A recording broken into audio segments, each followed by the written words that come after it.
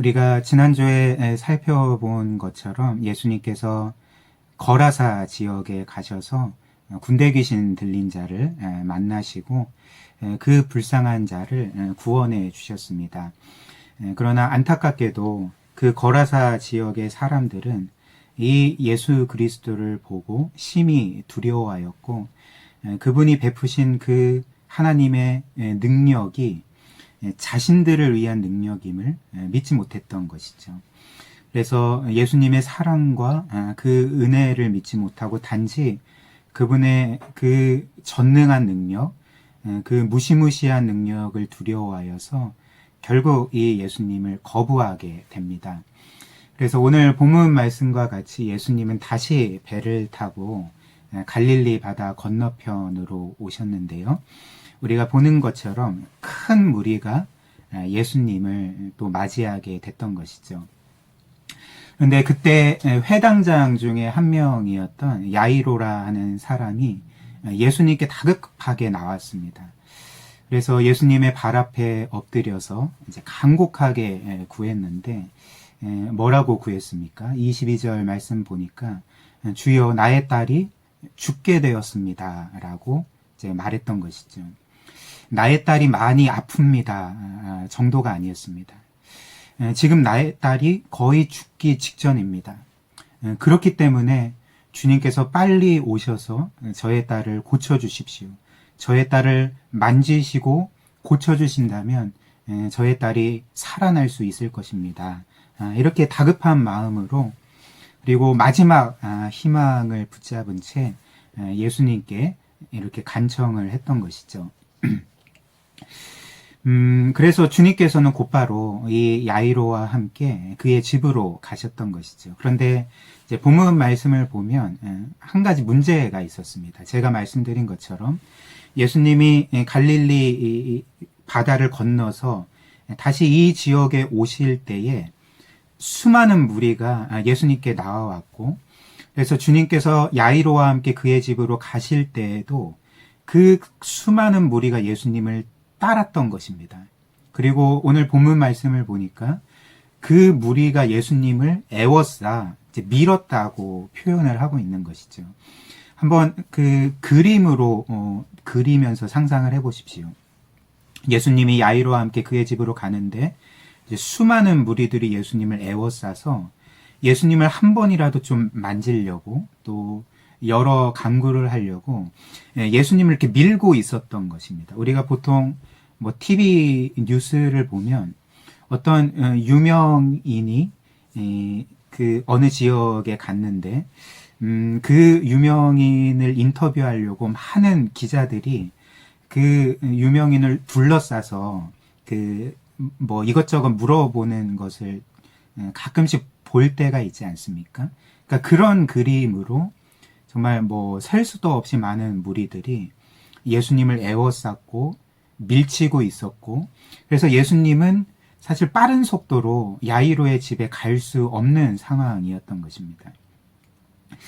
이때 야이로의 마음은 어떠했을까요? 지금 딸이 죽어가고 있는데 거의 죽기 직전인데 그래서 예수님과 함께 빨리 되도록이면 1초라도 빨리 야이로 자신의 집에 가서 예수님이 자신의 딸을 고쳐주셔야 되는데 지금 이 수많은 인파 때문에 늦어지고 있는 것이죠. 그래서 야이로의 마음은 굉장히 초조했을 것이고 아마 속이 타들어갔을 것입니다.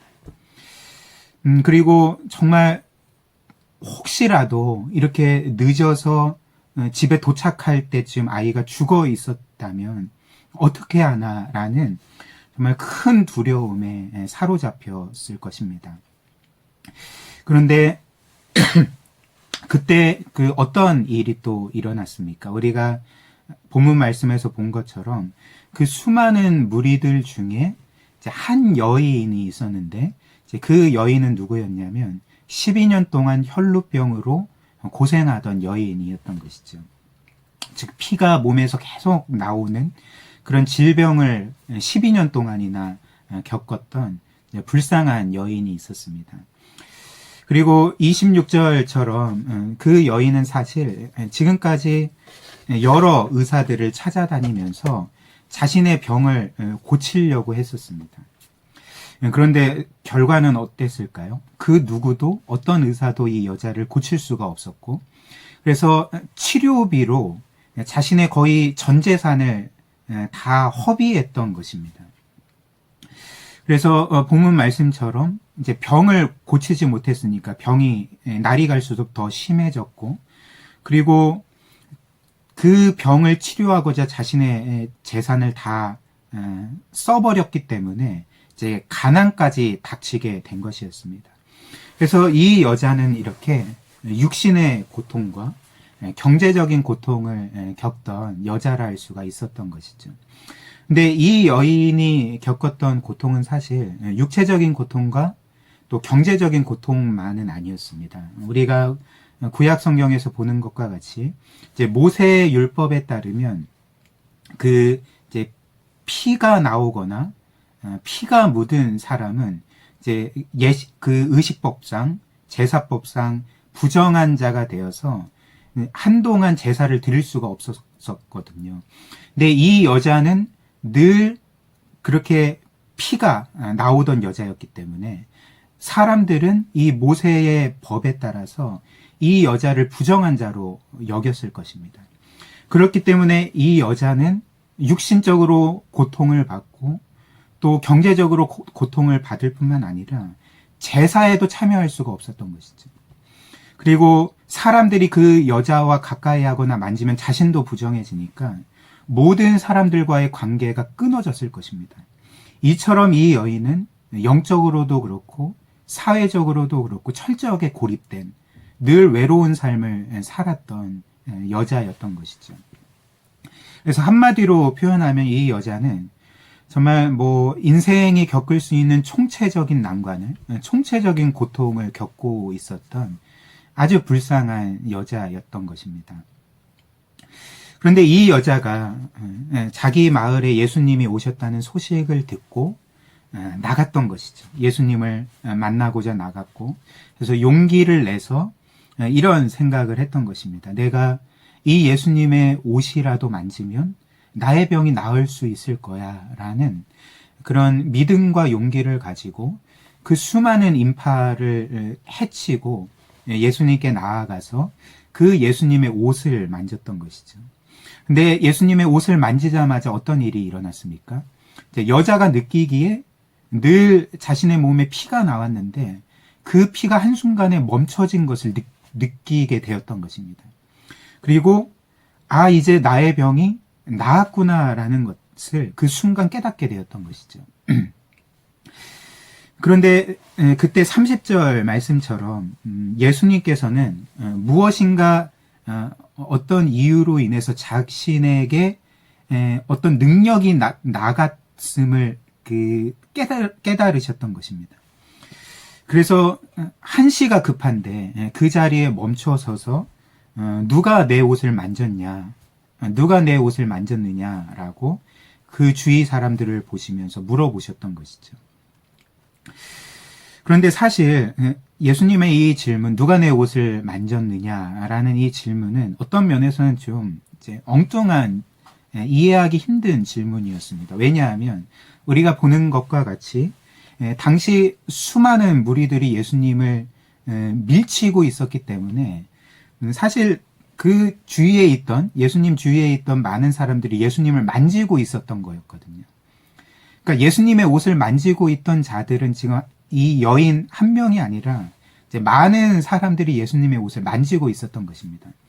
그래서 예수님이 누가 내 옷을 만졌느냐라고 물어보셨을 때 이제 제자들이 이를 이상하게 생각해서 주님, 지금 수많은 무리가 예수님을 둘러싸 밀치고 있는데, 예수님을 만지고 있는데 누가 내 옷을 만졌느냐라고 왜 물어보십니까?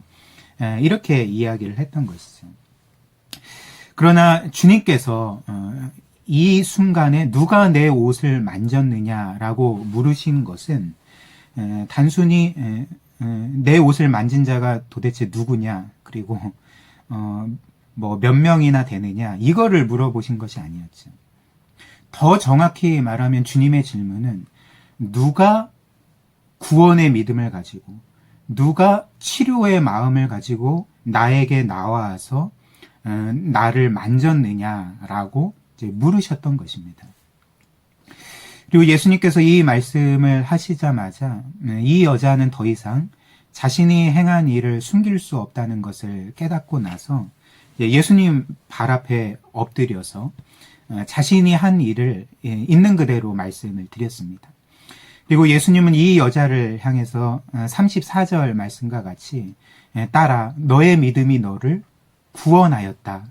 평안히 가거라. 너는 너의 병에서 놓여 건강할지어다 라고 그의 구원과 치료를 선언을 해주셨던 것이죠. 여기에서 우리가 깨닫는 바가 무엇이겠습니까? 이 여인이 이렇게 치료받고 구원을 받을 수 있었던 것은 단지 예수님의 옷을 만졌기 때문이 아니라는 것입니다. 즉 예수님의 옷 자체에 뭔가 신비한 능력이 있어서 누구라도 그냥 그 옷을 만지기만 하면 뭐 병도 낫고 인생의 문제도 해결되고 뭐 구원받는 그런 것이 아니었다는 것이죠. 만약 우리가 이 본문을 그런 식으로 생각을 하게 되면 그것은 사실 미신적인 신앙이 될 것입니다. 우리가 잘 알듯이 과거 유럽의 중세에는 우리가 보통 이제 어둠의 시기라고 말하지 않습니까? 그러니까 교회사에 있어서 가장 어두운 시기를 중세라고 말하기도 하는데요. 왜 그렇냐면 참된 신앙이 없었기 때문에 그렇습니다. 그리고 참된 신앙이 없고 하나님의 말씀에 의거한 신앙이 없으면 많은 미신적인 신앙들이 생겨나게 되는데 그 중에 한 가지가 그 당시 유럽 전 지역에 성물이라는 것이 있습니다. 그러니까 거룩한 물건이라는 것, 특별히 예수님과 관련된 거룩한 물건들이 많이 있었는데 뭐 예를 들면 예수님의 손에 못 박은 그 못이라든지 아니면 십자가 조각이라든지 아니면 예수님의 머리에 씌어진 가시면류관이라든지 이런 것들이 있다, 내가 그것을 가지고 있다라고 주장하던 사람들이 많이 있었던 것이죠. 그리고 사람들은 그런 성물에 마치 이런 신비한 능력이 있는 것과 같이 여겼던 것이죠. 근데 사실 그 당시 유럽 전 지역에 있던 예수님이 못 박혔던 그 십자가 조각을 다 모으면 아마 트럭 몇 대를 채우고도 남을 그런 분량이었다고 합니다. 그래서 종교개혁자 존 칼빈이 이런 이야기를 했는데요. 전 세계의 십자가 조각을 다 모으면 배를 가득 채울 수 있다라고 이제 말할 정도였던 것이죠. 무엇을 의미할까요? 그러니까 다 가짜라는 것이죠. 그러니까 이런 식으로 굉장히 미신적인 신앙들이 편만했는데 우리가 이 본문을 이런 식으로 해석할 수가 없다는 것입니다. 그러니까 주님께서 말씀하신 바가 무엇입니까? 이 여자가 치료받고 구원받을 수 있었던 것은 예수님의 옷의 그런 신비한 능력 때문이 아니라 바로 이 여자가 가난한 마음을 가지고 예수님이 아니라면 나는 이 병을 치료받을 수 없다라는 그런 간절한 심령을 가지고 예수님께 나아간 것을 하늘에서 하나님께서 어여삐 보셔서 불쌍히 여기셔서 그 여인에게 자비를 베푸셔서 그 여인의 병을 치료하여 주셨던 것입니다. 이 여인을 구원하여 주신 것이죠. 이런 이유로 주님은 그 옷자락을 만진 이 여인을 향해 너의 믿음이 너를 구원하였다라고 이제 말씀해 주셨던 것이죠. 물론 우리가 생각을 해보면 이 여인은 당시 완전한 믿음을 가지지 않았을 수도 있습니다. 그리고 이 여인의 믿음이 부분적으로는 미신적인 믿음일 수도 있었던 것이죠. 그리고 어찌됐든 결론적으로 이 여인의 믿음은 이제 불완전한 믿음이었던 것입니다. 또한 우리가 이제 충분히 추측할 수 있는 것과 같이 이제 자신은 모세의 율법에 따라 부정한 여자니까, 그리고 예수님께 나아갈 수 있는 자격이 없는 여자니까 그렇게 예수님께 나아가서 나를 고쳐주십시오라고 말하지 않고 단지 그냥 몰래 예수님의 옷자락을 만졌던 것이죠. 그러니까 예수님께 나아갈 수 있는 어떤 그 용기나 자격 조건을 내가 채우지 못했다라고 이제 생각을 했던 것입니다. 그러나 그럼에도 불구하고 이 여자의 믿음이 불완전했을지라도 또 이 여자가 나는 예수님께 나아갈 수 없어. 나 같은 여자는 예수님께 온전히 나아가지 못해라고 생각했을지라도 단지 옷자락만 만졌을 뿐인데 하나님께서는 그 여자의 연약한 믿음, 불완전한 믿음, 혹은 두려워하는 믿음을 보시고 그의 병을 고쳐주시고 그를 능히 구원해 주실 수 있는 그 은혜와 자비를 베풀어 주셨던 것입니다. 이것이 바로 우리 하나님이신 것이죠. 그리고 이는 우리에게도 마찬가지가 아니겠습니까? 우리 또한 구원받은 것은 우리의 믿음이 강하기 때문이 아니고 또 우리의 믿음이 완전하기 때문에 구원받은 것이 아닙니다. 우리의 믿음은 여전히 결점이 많고 불완전하죠. 그리고 때로는 내가 정말 믿음이 있는지 없는지조차도 의구심이 들 정도의 믿음이 바로 우리의 믿음이 아닙니까?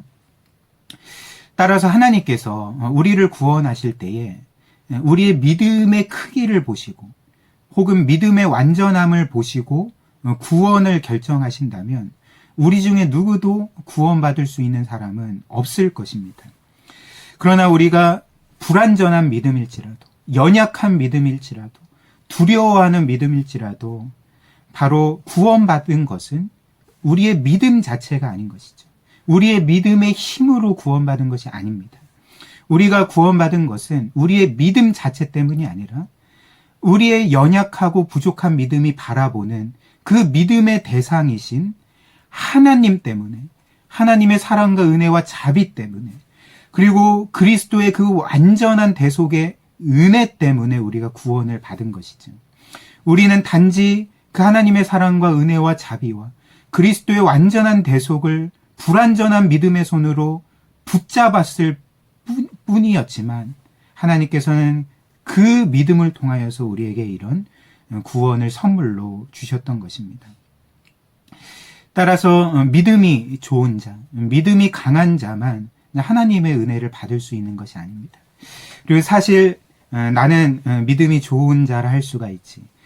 나 정도면 믿음이 강한 자라 할 수 있지 않겠어? 라고 이제 생각하는 자는 사실 그것 자체가 그가 믿음이 없는 것을 보여주는 확실한 증거가 되는 것이죠. 따라서 우리 자신이 믿음이 없는 것처럼 여겨질지라도 또 정말 우리 자신이 하나님께 나아갈 수 있는 자격이 없는 것처럼 느껴지며 그래서 두려움을 가질지라도 우리가 해야 될 일이 무엇일까요? 우리 자신의 연약한 믿음을 바라보는 것이 아니라 그 믿음의 대상이신 하나님을 바라보는 것입니다. 두렵고 떨리는 마음일지라도 내게 자격 없다고 생각할지라도 이 여인과 같이 그런 믿음을 가지고 예수 그리스도께 나아가서 그분의 옷자락을 만지는 것이죠. 이렇게 할 때 우리 주님께서는 우리의 이런 작은 믿음이라 할지라도 겨자씨만한 믿음이라 할지라도 귀하게 봐주시고 하나님의 그 은혜와 사랑을 경험하게 해주시는 것입니다. 이것이 바로 믿음의 비밀이라 할 수가 있는 것이죠. 그런데 또 한편으로 이 광경을 보던 야이로는 정말 속이 탔을 것입니다. 애간장이 탔을 것인데요. 왜냐하면 지금 1초라도 빨리 정말 죽어가던 자신의 딸에게 예수님과 함께 달려가야 되는데 지금 그렇지 못한 상황이 펼쳐지고 있지 않습니까? 특별히 야이로의 눈에는 그리고 그 당시 모든 사람들이 보기에 이 예수님이 이 여자와 그렇게 대화하는 것 자체, 그래서 지체하고 계시는 것 자체를 이제 부적절하다, 부당하다고 생각했을 것입니다. 왜냐하면 우리가 생각을 해보면 지금 급한 거는 누구입니까? 물론 12년 동안 혈루병으로 고생하던 그 불쌍한 여인도 하나님의 은혜로 고침받고 구원받아야 하겠지만 그러나 그보다 더 급한 것은 야이로의 딸이 아니었습니까? 지금 야이로의 딸은 죽기 직전이었고 그래서 한시라도 빨리 가지 않으면 이제 그를 고칠 수 없고 살릴 수가 없는데 따라서 예수님께서 이 여자를 고쳐주실 때 이후에 좀 시간이 남으면 이제 고쳐주실 수도 있고, 또 대화도 이후에 좀 어느 정도 이 딸을 고쳐주시고 나서 하실 수도 있음에도 불구하고 이 여자와 대화를 하시면서 지체하는 것이 아마 야이로에게는 굉장히 속상한 일이, 또 원망스러운 일이 되었을 것입니다. 예를 들면 두 사람이 한날 한시에 병원 응급실에 왔다고 생각을 해봅시다. 근데 그 중에 한 사람은 어디에서 떨어져서 그 다리가 부러진 사람이고, 또 어떤 사람은 크게 교통사고를 당해서 정말 지금 그 긴급 수술을 하지 않으면, 심폐소생술을 하고 긴급 수술을 하지 않으면 이제 죽기 일보 직전의 사람이라고 생각을 해봅시다. 근데 응급실에 두 사람이 이렇게 들어왔는데 어찌된 일인지 의사가 이 긴급 수술을 받아야 될 죽어가는 사람을 먼저 돌보지 않고 치료해주지 않고 다리가 부러진 사람을 먼저 치료해준다면 아마 이 의사는 모든 사람에게 크게 비난을 받을 것입니다. 그런데 야이로에게 지금 예수님의 모습이 그렇게 느껴졌을 것이라는 것이죠.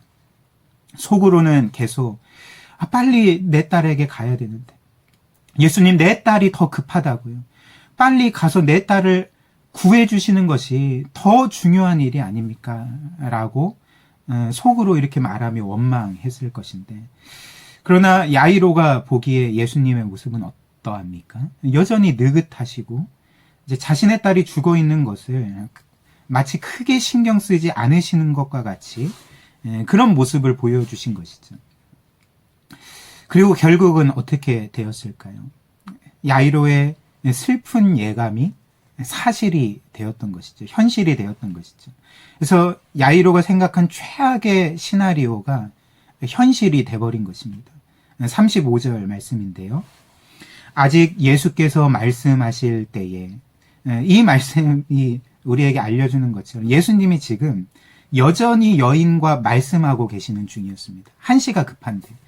그래서 아직 예수께서 말씀하실 때에 회당장의 집에서 사람들이 와서 회당장에게 이르되 당신의 딸이 죽었나이다. 어찌하여 선생을 더 괴롭게 하나이다. 라고 그 비극적인 소식을 전해 주었던 것이죠. 그래서 이제는 딸이 죽었고 모든 것이 끝났기 때문에 예수님을 더 이상 그렇게 귀찮게 해드릴 필요가 없습니다. 예수님을 모실 필요가 없습니다. 라는 그런 말이었던 것입니다. 순간 야이로의 심정이 어떠했습니까? 아마 패닉 상태에 빠졌을 것이고 정말 깊은 절망감에 빠져 들어갔을 것입니다. 그리고 그렇게 한시가 급한데도 지체하신 예수님에 대해 크게 원망을 했을 것입니다. 그리고 속으로 이렇게 생각하지 않았겠습니까? 이럴 줄 알았다면 내가 예수님께 치료 부탁을 하지 않고 그 시간에 딸 곁에 있을 걸. 딸이 떠나가는 것이나 마지막까지 지키면서 딸을 더 사랑해주고 안아주기라도 할 걸. 이라는 생각이 들지 않았겠습니까? 그런데 이처럼 우리에게 모든 것이 끝난 것처럼 여겨질지라도 사실 주님께는 끝이 아닌 것입니다. 주님께서는 끝이라는 단어를 모르신다는 것이죠. 주님은 36절 말씀과 같이 이렇게 모든 것이 끝난 것과 같이 여기던 이 야이로에게 어떻게 말씀해 주십니까? 두려워하지 말고 믿기만 하라 라고 말씀을 해주고 계시는 것이죠. 사랑하는 성도 여러분, 사실 이 야이로가 겪고 있는 이 너무나도 고통스러운 경험은 사실 우리도 인생을 살면서 종종 겪는 그런 경험이 아니겠습니까? 우리 또한 야이로와 같이 때로는 하나님이 지체하시는 것과 같이 생각을 하면서 힘들어하는 거죠. 특별히 우리가 어떤 것을 위해서 늘 정말 오랫동안 간절하게 기도했음에도 불구하고 오래 기도했음에도 불구하고 그리고 심지어 우리가 생각할 때 우리가 그렇게 기도하고 간구한 것이 뭐 나쁜 기도 제목이 아닌데 나쁜 것을 구한 것도 아니고 선한 것을 구했는데 뭐 예를 들면 뭐 가족의 구원이라든지 혹은 병 고침이라든지 이렇게 좋고 선한 것을 구했음에도 불구하고 하나님께서 우리의 기도에 곧바로 응답을 해주시지 않는 것이죠. 그리고 오랫동안 응답을 해주시지 않고 그래서 그 응답을 늦추시거나 결국에는 우리가 생각할 때 아예 응답을 해주시지 않으면 이제 우리는 힘들어하면서 야이로처럼 하나님을 원망할 때도 있지 않겠습니까? 그러나 우리가 이후의 말씀에서 확인할 수 있는 것처럼 주님께서 때로는 지체하시고 우리로 하여금 기다리게 하시고 또 응답을 연기하시는 것은 아무 이유 없이 그렇게 지체하시는 것이 아님을 우리가 깨닫게 되는 것이죠. 주님은 우리가 볼 때에 주님은 지체하시는 것처럼 여겨질지라도 주님은 주님의 계획대로 움직이실 뿐이고 주님은 주님께서 정하신 스케줄대로 움직이고 계실 뿐이라는 것입니다. 그리고 주님이 때로는 지체하시는 이유는 우리에게 우리가 구하는 것보다 우리가 바라고 생각하는 것보다 더 좋은 것, 가장 좋은 것을 우리에게 주시기 위함이라는 것을 우리가 본문 말씀에서 깨달을 수 있다는 것이죠. 이를 어떻게 알 수 있을까요? 오늘 이 야이로와 그 딸의 이야기와 같이 주님께서 죽은 야이로의 딸을 살리신 것에서 알 수가 있습니다. 사실 우리가 생각을 해보면 주님께서는 야이로의 딸이 죽기 전에도 얼마든지 이 딸을 이제 고쳐주실 수 있고 죽지 않게 하실 수가 있었을 것입니다.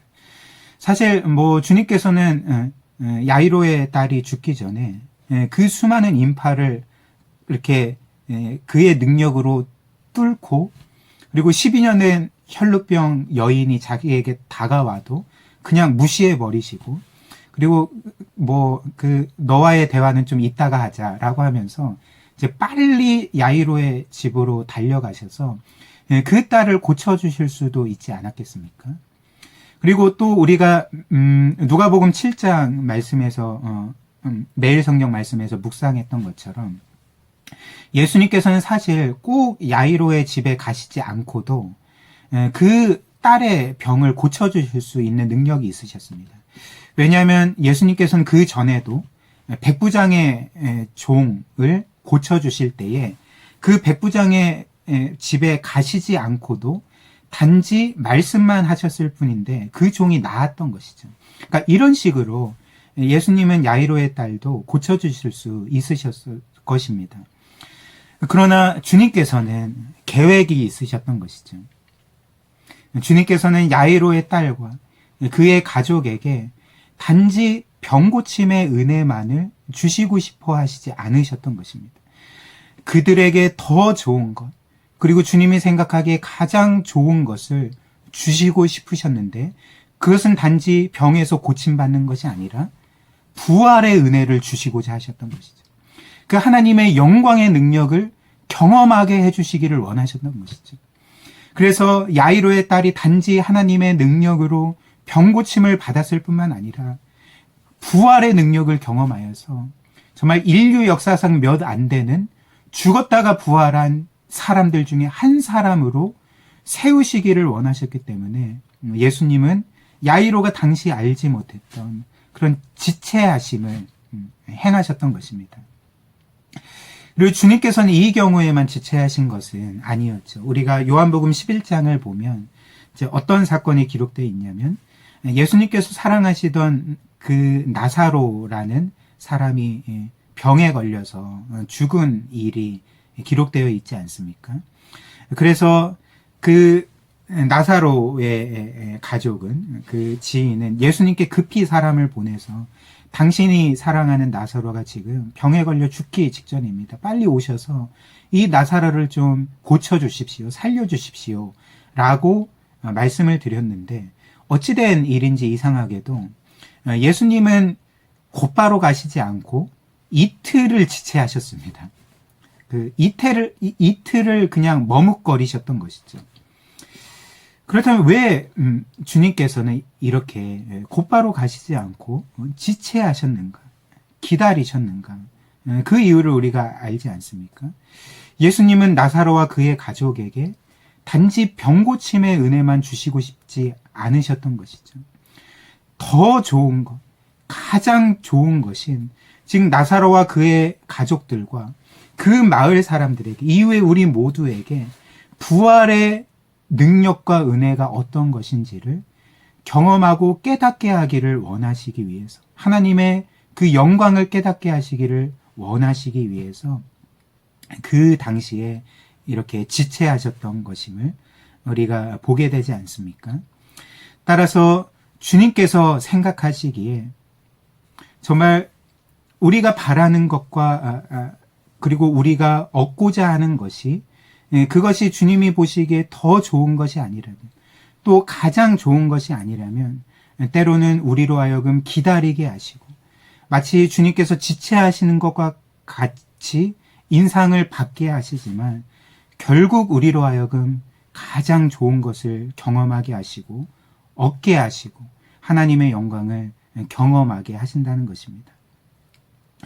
따라서 본문 말씀에서 우리가 깨닫게 되는 바는 하나님께서 우리에게 즉각적으로 응답하시지 않는 것, 그리고 지체하시는 것은 하나님이 우리를 더 이상 사랑하시지 않거나 우리를 그냥 내버려 두셨기 때문에, 우리를 포기해 버리셨기 때문에 그런 일을 행하시는 것이 아니라는 것이죠.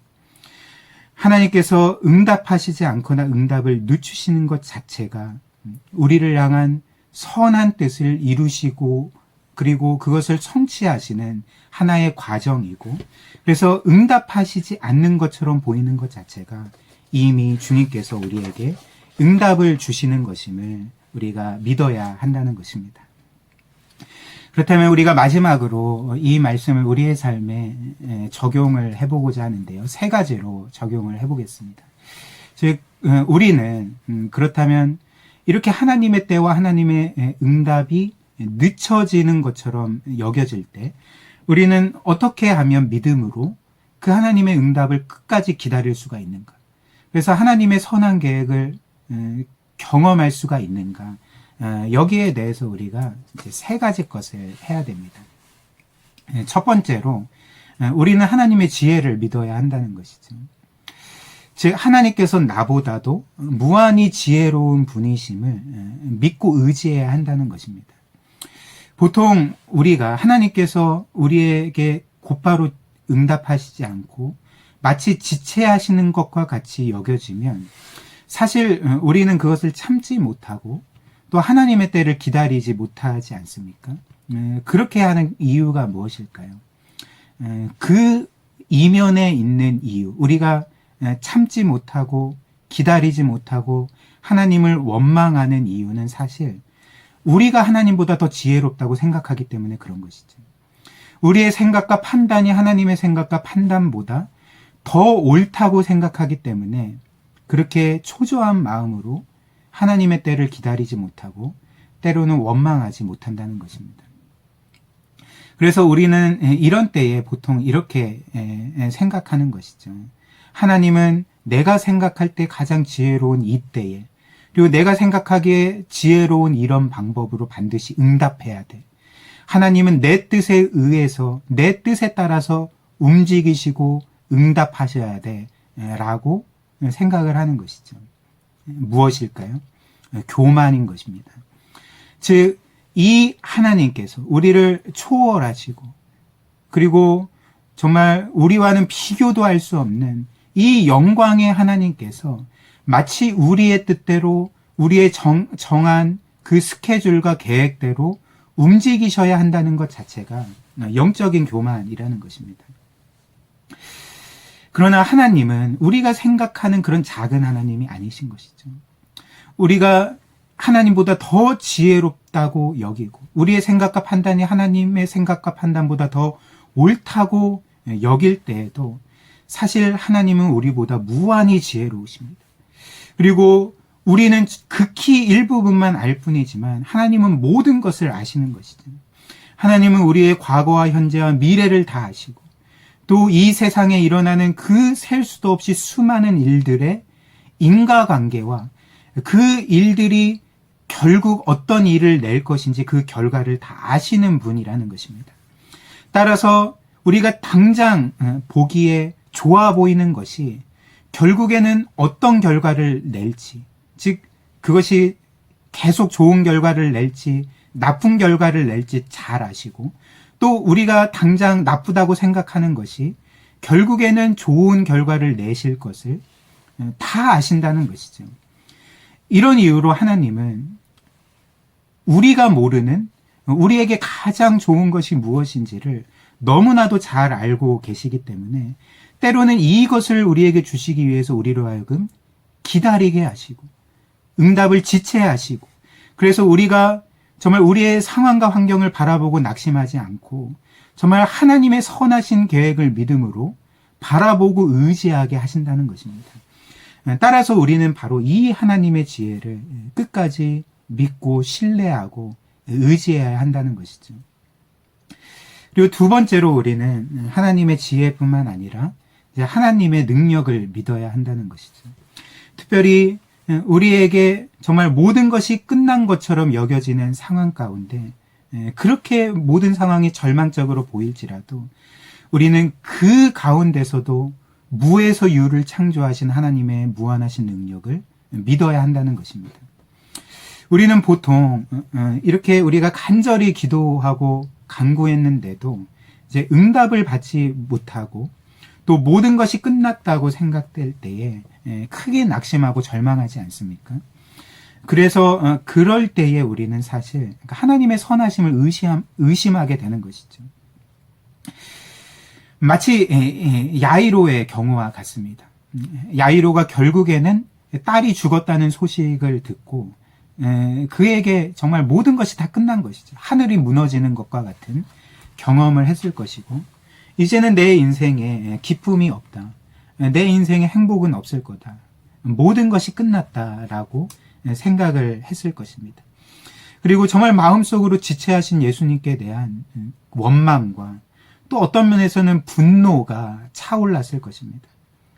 그러나 말씀드린 것처럼 우리에게 끝난 것은 끝난 것이지만 주님께 끝난 것은 끝난 것이 아니라는 것이죠. 주님께는 끝이라는 단어가, 종료라는 단어가 없다는 것입니다. 왜 그럴까요? 주님께는 야이로의 딸을 고치는 것과 또 죽은 그 딸을 살리시는 것은 그것 둘 사이에는 아무 차이도 느끼지 않으시기 때문에 그렇습니다. 주님께는 죽은 자를 살리시는 것이 병든 자를 고치시는 것보다 훨씬 더 어려운 일이고 힘든 일이고 더 에너지가 드는 일이 아니라는 것이죠. 우리에게는 죽음이 끝을 의미하지만 주님은 얼마든지 죽은 자를 손쉽게 다시 살리실 수 있기 때문에 그분께는 끝이 아닌 것이죠. 그리고 우리가 본문 말씀에서 살펴보는 것처럼 주님이 그 야이로의 죽은 딸을 살리실 때 어떻게 살리십니까? 달리다꿈, 소녀야 일어나라. 마치 죽은 자를 살리시는 것 자체를 자는 아이를 깨우시는 것과 같이 이렇게 손쉽게 살리시는 것이죠. 부활시키시는 것이죠. 따라서 결국 응답이 없고 모든 것이 끝난 것처럼 보일 때조차도 우리는 이렇게 죽음에서 생명으로 옮기시는 그분의 무한한 능력을 끝까지 신뢰해야 하고, 그래서 그 죽음 가운데서라도 모든 것이 끝난 것과 같은 상황에서라도 정말 가장 좋은 것을 끌어내시는 그 모든 것을 합력하여 선이 되게 하시는 하나님의 선하신 능력을 이제 믿고 의지해야 한다는 것입니다. 그리고 마지막으로 우리는 하나님의 사랑을 믿어야 한다는 것이죠. 왜 이것이 중요할까요?